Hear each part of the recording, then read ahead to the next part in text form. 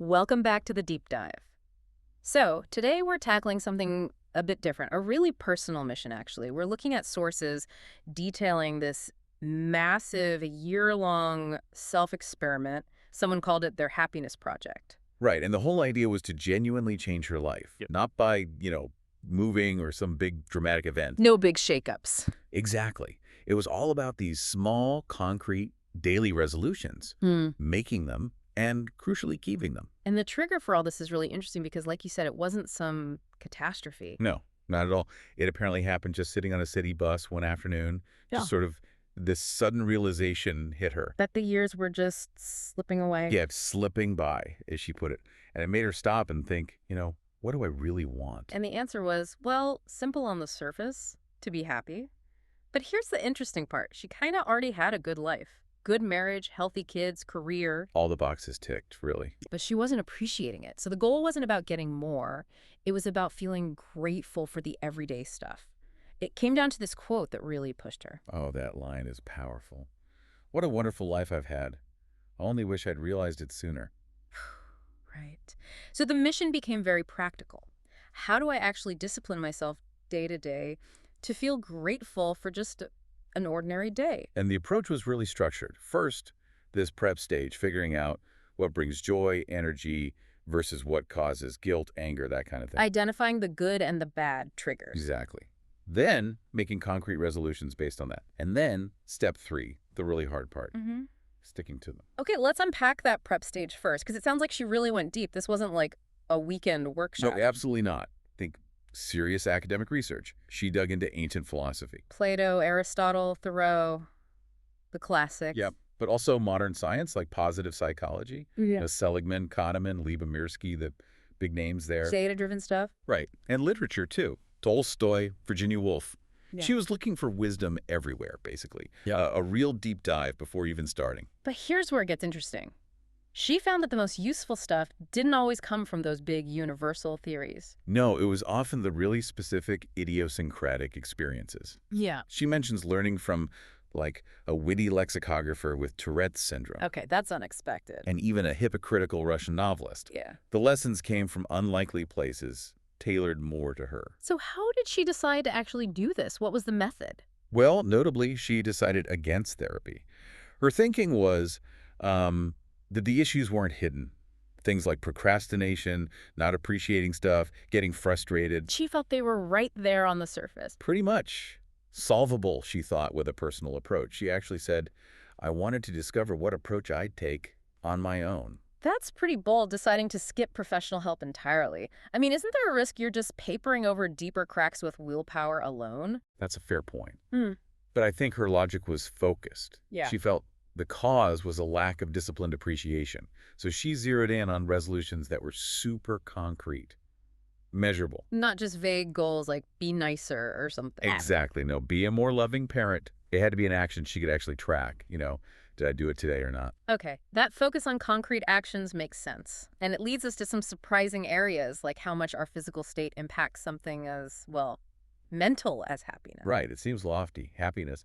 But she found it was really tied to basic stuff like energy and exercise. So managing energy was key. Definitely. Both physical and mental energy.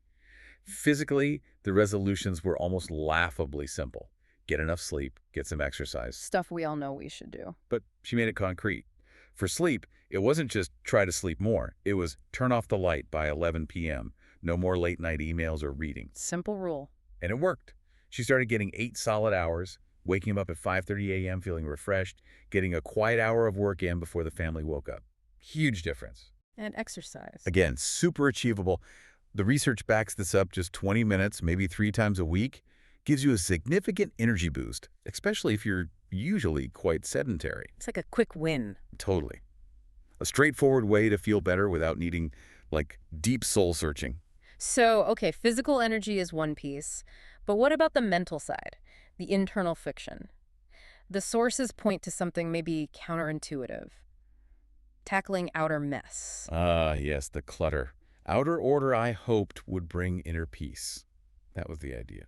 Dealing with the scum of clutter, as she called it. Yeah, that layer of stuff that just accumulates. And she was quite analytical about it, breaking it down into types. Okay, like what? Well, there was crutch clutter. Stuff you keep out of habit, like an old comfy sweatshirt you never actually wear out. Gotcha. Then aspirational clutter, things you bought for the ideal version of yourself. That glue gun she mentioned. The one she never quite mastered. We all have those. Exactly. And maybe the worst. Buyer's remorse clutter. Stuff you hang on to just because you feel guilty about buying it. Like those impractical white pants she mentioned. Oh man, the impractical white pants. I think everyone listening just pictured their own version of those, stuck in a drawer somewhere out of pure guilt. Totally. And cleaning out her closet led to this great insight, the clutter paradox. Okay, what's that? She found that having way fewer clothes actually made her feel like she had more to wear. Huh, how does that work? Because everything left was something she genuinely liked and would actually wear. Too many choices, it turns out, can paralyze you. And it creates guilt over all the stuff you don't use. Right, so getting rid of the excess stuff actually removed the decision fatigue and the guilt. Less really was more. Exactly. It freed up mental energy. That idea that abundance can actually create friction is really powerful, and it connects to another big principle she used, her third commandment. Act the way I want to feel. Ah, yes, the William James idea. Classic psychology. Action and feeling go hand in hand. So you can't just will yourself to feel happy. Not directly, usually, Yeah. but you can control your actions. No. And by regulating the action, you sort of indirectly nudge the feeling along with it. Can you give an example? Sure. She talked about getting a critical review of her work. Instead of stewing, she forced herself to send a polite, friendly email back. Even though she probably didn't feel like it. Right. And the act itself, she said, immediately made her feel better, more magnanimous, open to criticism. The feeling followed the action regardless of how the reviewer responded. That's putting it into practice. And this action first idea seems crucial for relationships too, especially marriage. Absolutely vital, because relationships are up against this thing called a negativity bias. What you mean? It means the bad stuff weighs much more heavily than the good stuff. The sources suggest it takes something like 5 positive interactions, listening, helping, complimenting, 5 good things. to counteract just one negative interaction, like snapping or nagging or being dismissive. Wow, 5 to 1. That's a tough ratio. Does that mean you basically have to be constantly trying to be positive just to break even? It kind of does. It Yeah. means the default isn't neutral. You have to actively work to stay in the positive. And knowing that led to some really specific resolutions for her marriage with Janie. Okay, like what? Well, one big one was reframing chores. Instead of doing them for Jamie and then getting annoyed if he didn't notice or appreciate it. The classic scorekeeping. Right. She started doing them for myself. For her own sense of order and contribution, it stopped the nagging and the sulking. Took the other person's reaction out of the equation. Smart. Very. And another one was the no dumping rule. No dumping. Meaning, don't just unload all your minor daily stresses and frustrations onto your partner the second you or they walk in the door. Save them from the negativity blast. Exactly. Because happiness, research shows, is really contagious in a marriage. If one partner gets happier, the other gets about a 30% boost too. So protecting their mood protects the relationship. That makes sense. And she also figured out differences in how they connect. Yeah, realizing that classic difference often, women feel close through face-to-face talk, while men might feel just as close doing activities side by side. Like just watching TV together. Exactly. She mentioned watching The Shield together in bed. Understanding that difference helped her approach intimacy in ways that worked better for both of them. Okay, moving deeper now. She also spent time thinking about bigger picture stuff, like eternity. Yeah, that sounds a bit abstract, but it led to a really practical habit: reading memoirs of catastrophe. Reading about cancer, loss, terrible accidents. Why? That sounds depressing. It wasn't about wallowing. It was a deliberate strategy to cultivate gratitude, to compare her own relatively ordinary life to those experiences and feel intensely thankful for what she had. So looking at hardship made her appreciate the lack of it in her own life. Precisely. It led her to the simple but profound realization: no news is fantastic news. Yeah. Just knowing that things were normal, safe, uneventful, Yeah. that became a source of real joy. A shift in perspective. And that perspective shift really crystallized into what she called the third splendid truth. Oh, okay. The days are long, but the years are short. She had this insight watching her young daughter just endlessly climbing up and down 3 little stairs. Those moments where time seems to stretch and fly by all at once. Exactly. And it gave her this feeling she called preemptive nostalgia, trying to cherish the present moment as if it were already a fond memory, because soon it would be. Wow. Treating the now like it's already the past you'll miss. That's deep. This whole journey seems to be about self-knowledge, too. Definitely. Which brings us to maybe the hardest rule, her first commandment. Be Gretchen. Be herself. Sounds easy enough. You'd think, but it meant really accepting her actual interests and personality, not the ones she felt she should have. Like admitting she loved fortune cookies. Yeah, and stopping pretending she might one day appreciate foie gras just because it's sophisticated. Accepting her own tastes, her limits. But isn't the whole project about changing herself? How do you accept yourself but also try to improve? That's the tension, isn't it? She found clarity in something a reader told her, which really resonated. I can do anything I want, but I can't do everything I want. So acknowledging limitations is part of happiness. Crucial. You have to accept who you are and work within those boundaries, rather than constantly chasing some idealized, impossible version of yourself. Okay, so after this whole year, all these resolutions, what was the big takeaway?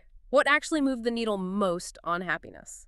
Well, interestingly, the biggest improvements didn't come from adding amazing new things. They came mostly from eliminating the negative stuff. Getting rid of the friction. Exactly. Stopping the snapping, the nagging, the gossip. Tackling the clutter, both physical and mental. That cleanup process, combined with actively strengthening relationships, that's what delivered the biggest happiness boost. So subtraction was as important, maybe more important than addition. Seems so. And the tool that held it all together was that resolutions chart. You mentioned earlier how important concrete was. Right, but why call them resolutions specifically, not goals? Is there a difference? Oh, a massive difference. And this is really the key structural idea for anyone listening. A goal, run a marathon, get a promotion, whatever you achieve it, you tick the box, it's done. You expect completion. Okay, makes sense. But a resolution like sing in the morning or exercise better or don't dump, that's different. It's something you have to resolve to do every single day, potentially forever. You never truly finish it. So why choose that mindset? It sounds kind of relentless. Because that is the point. Striving towards a resolution, that daily act of choosing it again, provides what she called the crucial atmosphere of growth. It gives you that feeling of progress, of effort, of self-mastery. And without the pressure of hitting some final target. Exactly. There's no finish line where you either succeed or fail. Yeah. Every day is a fresh start, a new chance to make the resolution. That ongoing effort, that perpetual striving, rather than chasing completion, that's where the discipline of happiness really lies.